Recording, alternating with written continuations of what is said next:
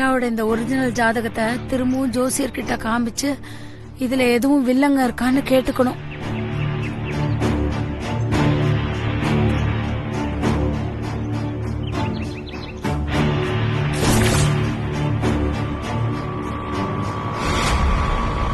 நில்லுப்பா நில்லு.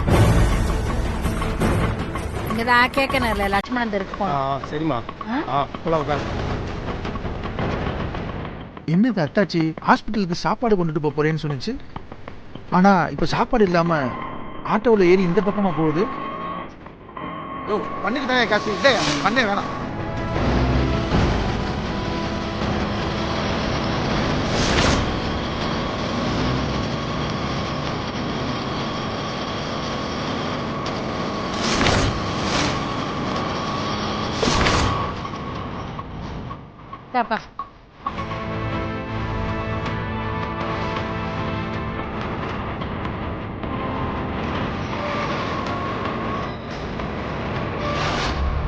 நிலாவுக்கும் தென்றலுக்கும் கல்யாணம் முடிவாகி ஆல்ரெடி நிச்சயதார்த்தமே முடிஞ்சு போச்சு.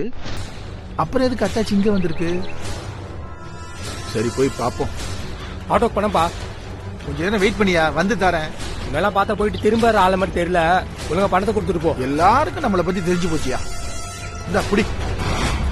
இது உங்க பொண்ணு நிலாவோட ஒரிஜினல் ஜாதகம் தானே? ஆமாங்கய்யா. உங்க பொண்ணுக்காக தான் உனக்கு வேற ஜாதகம் எழுதி கொடுத்துட்டேனேமா. நான் மாத்தி எழுதி கொடுத்த ஜாதகத்தை வச்சுதான் நீங்க அந்த ஆண்டாளம்மாவை ஏமாத்துனீங்க. இப்ப அந்த போலி ஜாதகப்படி நீங்க நினைச்ச மாதிரியே ஆண்டாளம்மா பேரனுக்கும் உங்க பொண்ணு நிலாவுக்கும் தான் நிச்சயதார்த்தம் ஆயிடுச்சேம்மா. அப்புறம் எதுக்கு இந்த ஒரிஜினல் ஜாதகத்தை எடுத்துட்டு வந்து கொடுக்குறீங்க? இல்லைங்கய்யா, நிலாவோட ஜாதகப்படி ஆண்டாளம்மா மரண கண்டத்துல இருந்து தப்பிச்சிடலான்னு ஒரு நம்பிக்கைய கொடுத்தாக்கா அந்த அம்மா சந்தோஷமா என் பொண்ணு நிலாவை அவங்க பேரனுக்கு கட்டி கொடுக்க சம்மதிப்பாங்கன்னு நினைச்சுதான் நான் அன்னைக்கு நிலாவோட ஒரிஜினல் ஜாதகத்தை வேண்டான்னு சொல்லி ஆண்டாளம்மா நம்புற மாதிரி நிலாவுக்கு வேற ஒரு ஜாதகத்தை எழுதி வாங்கிட்டு போனேன். சரிமா, இப்ப அதுல என்ன பிரச்சனை? எல்லாம் நல்லபடியா தானமா போயிட்டு இருக்கு. இல்லைங்கய்யா, ஒரு பொண்ணோட ஜாதகத்தை மாத்தி எழுதி கல்யாணம் பண்ணி வச்சா அந்த பொண்ணை கட்டிக்கிற புருஷனுக்கோ இல்ல அந்த பொண்ணை பெத்த அப்பாவுக்கோ உயிர் சேதம் உண்டாகும்னு அக்கம் பக்கத்துல இருக்கிறவங்க எல்லாம் பேசிக்கிறாங்க. அவங்க எல்லாம் பேசிக்கிற மாதிரியே இப்போ என் வீட்டுக்காருக்கு ஹார்ட் அட்டாக் வந்து ஆஸ்பத்திரியில படுத்திருக்கிறாரு. அதான் எனக்கு ரொம்ப பதட்டமா இருக்கு. நீங்க இந்த ஒரிஜினல் ஜாதகத்தை பார்த்து இதுல ஏதாச்சும் வில்லங்க இருக்கான்னு சொல்லுங்களேன்.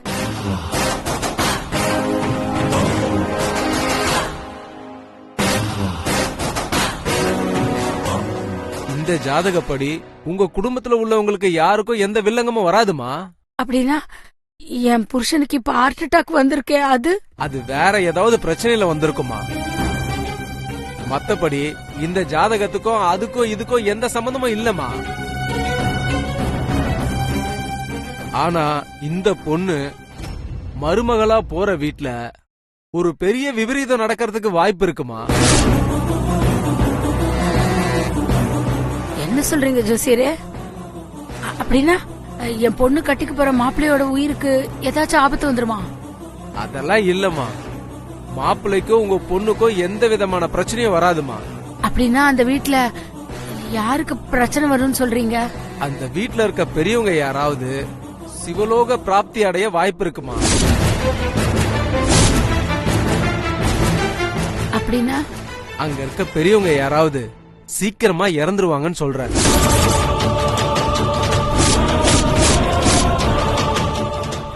அப்படின்னா அந்த ஆண்டாளம்மா இறந்துருவாங்களா? கல்யாணத்துக்கு முன்னாடியா இல்ல கல்யாணத்துக்கு அப்புறமா? கல்யாணத்துக்கு முன்னாடி எதுவுமே ஆகாதுமா. கல்யாணம் முடிஞ்சு உங்க பொண்ணு அந்த வீட்டுக்கு வாழ போனதுக்கு அப்புறம் தான் இந்த ஜாதகமே வேலை செய்யும். அப்படின்னா சரிங்கய்யா. என்னங்கம்மா, இதை எடுத்துட்டு போங்க. இல்ல ஜோசியரையா, இது உங்ககிட்டே இருக்கட்டும். இது எங்க வீட்ல இருந்துச்சுன்னா யாராச்சும் பாத்துருவாங்க. அதனால இது நானா வந்து உங்ககிட்ட வாங்கிக்கிற வரைக்கும் இது நீங்களே பத்திரமா வச்சுக்கோங்க.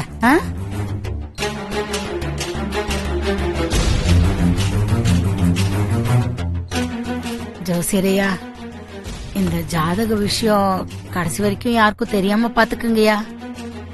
நான் பாத்துக்கிறேம்மா. நான் போயிட்டு வரேன் ஜோசியரே. சரிம்மா, கிளம்புங்க.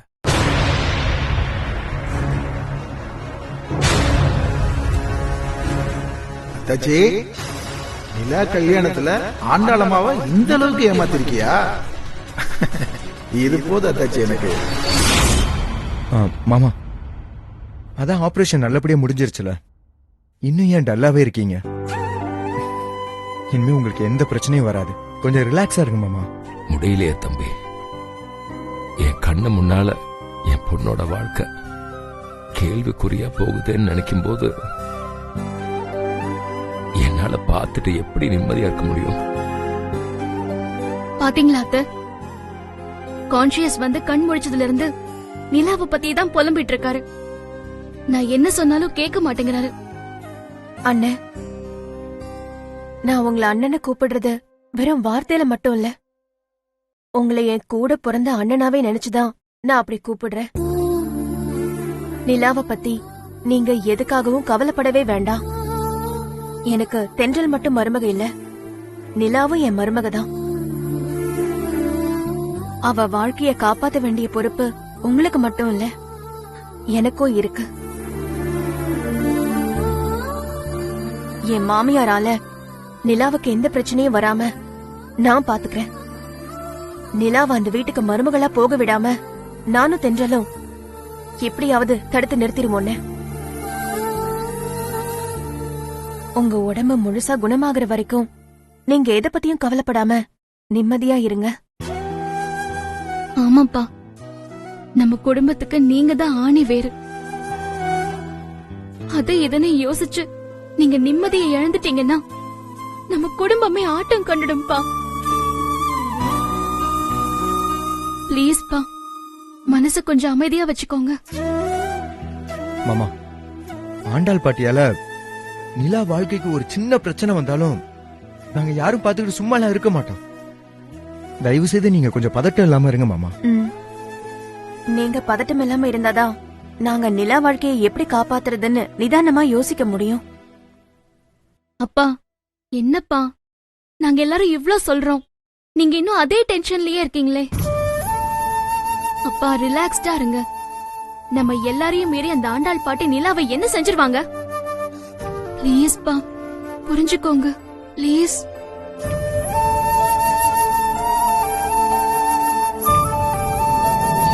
என்ன ஜோசியரே, எப்படி இருக்கீங்க? வீரபாகு, உட்காருப்பா.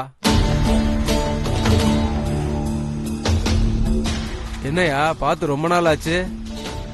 அடிக்கடி பாக்குறதுக்கு நான் என்ன ஆட்டோவா பஸ்ஸா?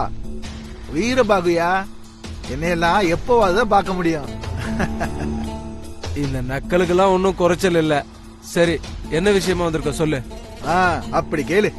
நமக்கு தெரிஞ்ச ஒரு பெரிய கை அவங்க பொண்ணுக்கு பொருத்தம் பார்க்கணுமா. நாளைக்கு உன்னை கையோட அவங்க வீட்டுக்கு கூட்டிட்டு வர சொல்லிருக்காங்க. தட்சணையெல்லாம் கரெக்டா கொடுத்துருவாங்கல்ல? அதெல்லாம் லட்சக்கணக்கில் கொடுப்பாங்க ஐயா. என்னப்பா சொல்ற? லட்சக்கணக்கிலையா? ஆமாய்யா. அந்த பார்ட்டி யாரு? அவங்க வீட்டு அட்ரஸ் எல்லாம் கொடுப்பா. அட்ரஸ கொடுத்தா எனக்கு கமிஷனை கொடுக்காம நீ எல்லாத்தையும் மொத்தமா அமைக்கிறீவில்ல. அதனால நாளைக்கு காலையில 10 மணிக்கு நீ ரெடியா இரு. நானே வந்து உன்னை கூட்டிட்டு போறேன். நீ பயங்கரமான உஷார் தான்ப்பா. இல்லைனா உங்ககிட்ட எல்லாம் ஒப்பேத்த முடியுமா? அது சரி. சரியா, ஒரு பெரிய டீலிங் முடிச்சிட்டு வந்திருக்கேன். ஒரு காப்பி கீப்பி கிடையாதா? வீட்டுல சம்சாரம் இல்லப்பா. எனக்கு உன் சம்சாரம்லாம் வேணாமியா, காப்பி தான் வேணும்.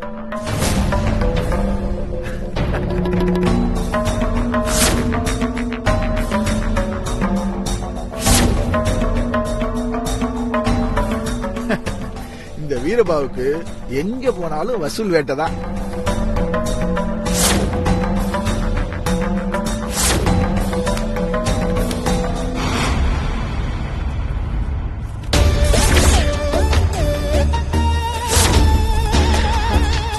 உன்னோட ஒரிஜினல் ஜாதகம் தான் என்னோட தலையெழுத்தே மாத்த போகுது.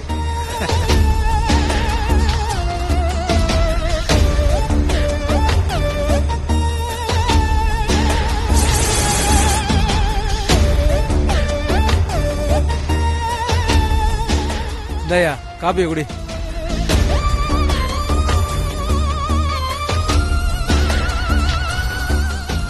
என்ன பாக்குற? இந்த டம்ளர் என் சம்சாரம் சீக்கிரமா கொண்டு வந்ததுப்பா. அதான் ரொம்ப பழசா இருக்கு. யோ பேசாம காப்பியை குடியா. இந்த காப்பிய ஒரு வெள்ளி டம்ளர்ல கொடுக்க கூடாதா? ஏன் கேட்க மாட்ட? சாமியே சைக்கிள்ல போதான், பூசாரிக்கு புல்லட் கேக்குதா? உனக்கு வெள்ளி டம்ளர்ல வேணுமா? குடிச்சிட்டு வெறும் டம்ளரை வச்சுட்டு போயா. வெறும் டம்ளர் எதுக்கியா? உன் காப்பிய நீயே குடி, நான் வர்றேன்.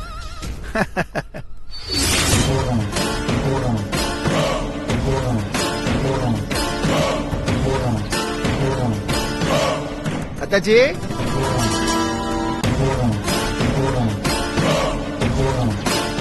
என்ன அதான் பணம்லாம் ஏற்பாடு பண்ணி கொடுக்க முடியாது போங்கன்னு சொல்லிட்டேன்ல. இப்ப எதுக்கு திரும்பவும் வந்திருக்கீங்க? அத்தாச்சி, எனக்கு உங்களை விட்டா வேற வழியே இல்ல. நீங்க தான் எப்படியாவது ஆண்டாளம்மா கிட்ட பேசி நான் கேட்ட பணத்தை ரெடி பண்ணி கொடுக்கணும். என்ன தம்பி, என்ன மிரட்டுற மாதிரியே பேசுறீங்க? நான் எதுக்கு உங்களுக்கு பணம் ரெடி பண்ணி கொடுக்கணும்? தல்லேனா நான் உங்களை ஆண்டாளம்மா கிட்ட மாட்டி கொடுத்துருவேன் அத்தாச்சி. என்ன தம்பி வளர்றீங்க? ஐயோ அத்தாச்சி, நான் ஒன்னும் உளரல, உண்மையை தான் சொல்லிக்கிட்டு இருக்கேன். எனக்கு உங்களை பத்தின ஒரு பெரிய ரகசியம் தெரிஞ்சிருச்சு. அந்த ரகசியத்தை நான் ஆண்டாளம்மா கிட்ட தெரியப்படுத்தினேன்னு வச்சுக்கோங்க, உங்க நிலைமையே தாறுமாறா ஆயிடும். அப்புறம் நிலாவோட கல்யாணமும் நடக்காம போயிடும். அண்ணன் ஹாஸ்பிட்டல் இருக்கிற இந்த நேரத்துல நான் உங்களை சிக்கல்ல மாட்டி விட விரும்பல. அதனால நான் ஆண்டாளம்மாவை பார்த்து உங்களை பத்தின ரகசியத்தை தெரியப்படுத்தாம நாகரிகமா உங்கள்ட்ட வந்து பேசிக்கிட்டு இருக்கேன். என்ன அவங்க கிட்ட மாட்டி விட்டுருவீங்க? என்ன பத்தி அப்படி என்ன ரகசியத்தை நீங்க தெரிஞ்சு வச்சிருக்கீங்க? நீங்க நிலாவோட ஒரிஜினல் ஜாதகத்தை மாத்தி ஆண்டாளம்மாவை ஏமாத்தி இருக்கீங்கல்ல.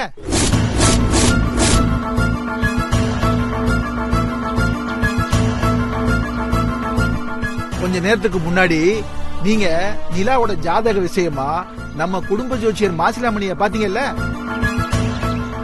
அப்ப நான் உங்க பின்னாடியே ஃபாலோ பண்ணி வந்து நீங்க அவர்கிட்ட பேசிக்கிட்டு இருந்ததெல்லாம் கேட்டுட்டேன். அப்பா, எப்படி எப்படி நிலாவோட ஒரிஜினல் ஜாதகப்படி அவ கல்யாணத்துக்கு அப்புறம் ஆண்டாளம்மாவோட உயிருக்கே ஆபத்து வந்தாலும் பரவாயில்ல, உங்க பொண்ணு எப்படி அந்த வீட்டுக்கு மருமகளா போயிருந்தமா? பயங்கர பேராசை தாச்சி உங்களுக்கு. ஆனா நான் உங்களை விடவெல்லாம் பேராசக்காரன் இல்ல தாச்சி. எனக்கு இப்போதைக்கு ஒரு 50,000 கிடைச்சா மட்டும் போதும். அதை மட்டும் நீங்க ஆண்டாளம்மா கிட்ட வாங்கி கொடுத்துருங்க தாச்சி. அதுக்கப்புறம் நான் உங்களை தொந்தரவு பண்ண மாட்டேன். ஏன் தாச்சி இன்னும் இங்கே நின்னுகிட்டு இருக்கீங்க? நேரம் ஆகுது இல்ல, சீக்கிரமா போய் ஆண்டாளம்மாவை பார்த்து பணத்தை வாங்கிட்டு வந்துட்டு அதுக்கப்புறமா ஹாஸ்பிட்டலுக்கு போலாம். பைய கொடுங்க தாச்சி. விடுங்க. இத பாருங்க தம்பி, உங்களுக்காகலாம் நான் அந்த அம்மா கிட்ட போய் பணம் கேட்டுட்டு நின்றுட்டு இருக்க முடியாது. என்ன தாச்சி இப்பவும் இப்படி சொல்றீங்க? அப்ப நான் நிலாவோட ஜாதக விஷயத்தை ஆண்டாளம்மாவுக்கு தெரியப்படுத்திடுவேன், பரவாயில்லையா?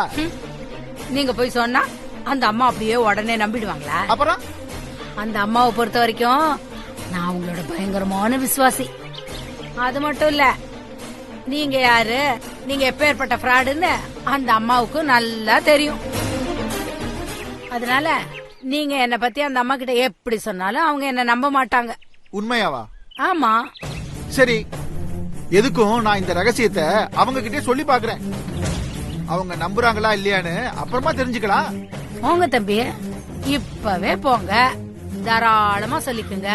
யார் வேணாம்னு சொல்றாங்க? அத்தாச்சி, நான் நிஜமாவே சொல்லிருவேன், அப்புறம் என் மேல நீங்க வருத்தப்படக்கூடாது. ஐயா தம்பி, இத பாருங்க, நான் ஆஸ்பத்திரிக்கு சாப்பாடு எடுத்துட்டு கிளம்பிட்டு இருக்கேன், எனக்கு நேரம் ஆகுது.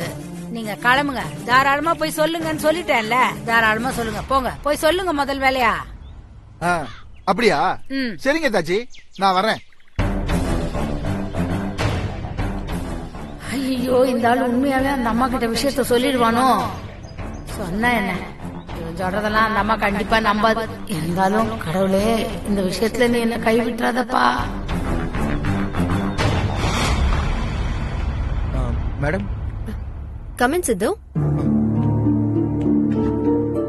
என்ன சித்து, உங்களையும் தென்றலையும் 2 நாளா பார்க்கவே முடியல. ரொம்ப இம்பார்ட்டன்ட் மீட்டிங்கா? அது தென்றலோட அப்பாவுக்கு ஹார்ட் அட்டாக் வந்து ஹாஸ்பிட்டல் அட்மிட் பண்ணிருக்கோம் மேடம்.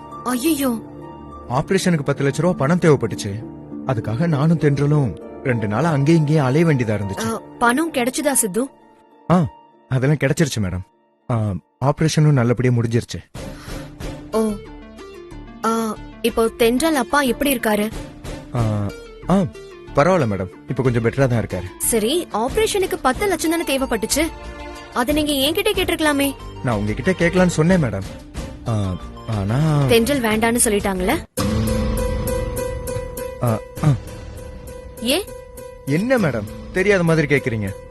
நீங்க சும்மா விளையாட்டுத்தனமா தென்றலை வெறுப்பேத்துறதுக்காக என்கிட்ட கொஞ்சம் க்ளோஸா பழகுறீங்கல்ல, அத தென்றல் தப்பா புரிஞ்சிட்டு இருக்காங்க. தப்பானா எப்படி சித்து? அது வேணாம் மேடம், அதெல்லாம் தெரிஞ்சா நீங்க ரொம்ப வருத்தப்படுவீங்க. இல்ல இல்ல, நான்லாம் ஒண்ணு வருத்தப்பட மாட்டேன். சும்மா சொல்லுங்க சித்து.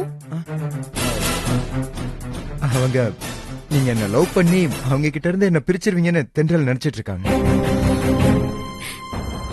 அதனாலதான் அவங்க அப்பா ஆபரேஷன் கூட உங்ககிட்ட பணம் கேட்க வேணான்னு சொல்லிட்டாங்க. ஆனா தென்றல் தப்பா புரிஞ்சுகிட்டு இருக்கிறது கரெக்ட் தான் சித்து. மேடம், நீங்க என்ன சொல்றீங்க? எனக்கு புரியல. அது இல்ல சித்து, நான் இப்போ உண்மையாவே உங்களை லவ் பண்ணிக்கொண்டா இருக்கேன். என்னது? அப்போ தென்றல் நினைக்கிறது கரெக்ட் தானே? நான் நிஜமாவே உங்களை தென்றல் கிட்ட இருந்து பிரிக்க தான் ட்ரை பண்ணிக்கிட்டு இருக்கேன். கண்டிப்பா பிரிச்சிருவேன் சித்து. நீங்க எனக்கு மட்டும்தான் சொந்தம். மேடம், உங்களுக்கு எப்பவுமே விளையாட்டு தான். இல்ல சித்து, நான் சொல்றது உண்மைதான்.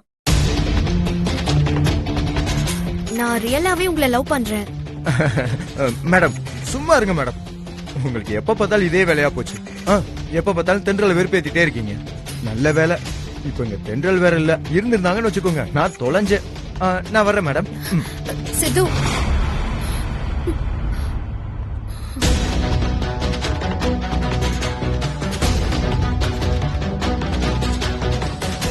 என்ன இவரு?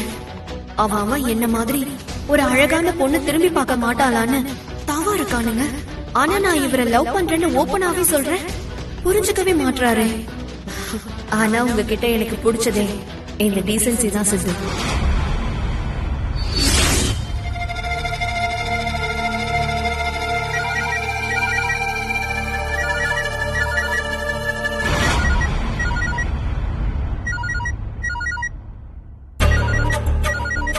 ஐயோ, இந்த அம்மா எதுக்கு இந்த நேரத்துல போன் பண்ணுது?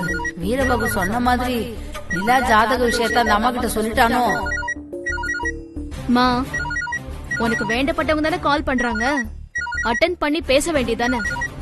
எதுக்கு முழிச்சிட்டு இருக்க?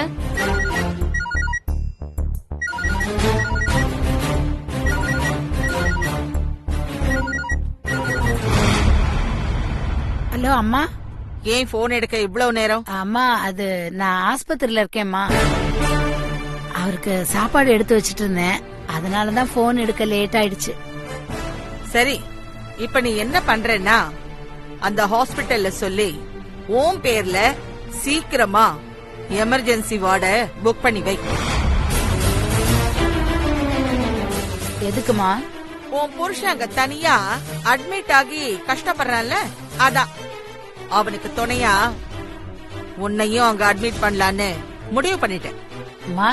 என்னடி அம்மா நொம்மானுகிட்டு, உடனே கிளம்பி இங்க வா. எதுக்குமா? ஓ, காரணத்தை சொன்னாதான் மேடம் வருவீங்களோ? எவ்வளவு பெரிய தப்பு பண்ணிருக்க, உன்னை எல்லாம் நான் சும்மா விடலாமாடி? அம்மா, நீங்க ஏன் இப்படி எல்லாம் பேசுறீங்கன்னு எனக்கு ஒண்ணுமே புரியல. ஒன்னும் தெரியாத மாதிரி நடிக்காத. உன்னை பத்தி எனக்கு எல்லாம் தெரிஞ்சு போச்சு. வீரபாகு என்கிட்ட எல்லாத்தையும் சொல்லிட்டான். இன்னும் 10 நிமிஷத்துல நீங்க வரலன்னா நான் அங்க வந்து சொன்ன மாதிரியே உன்னை எமர்ஜென்சி வார்டுல அட்மிட் பண்ணிடுவேன். நான் இப்ப கிளம்பி வந்துடுறேம்மா.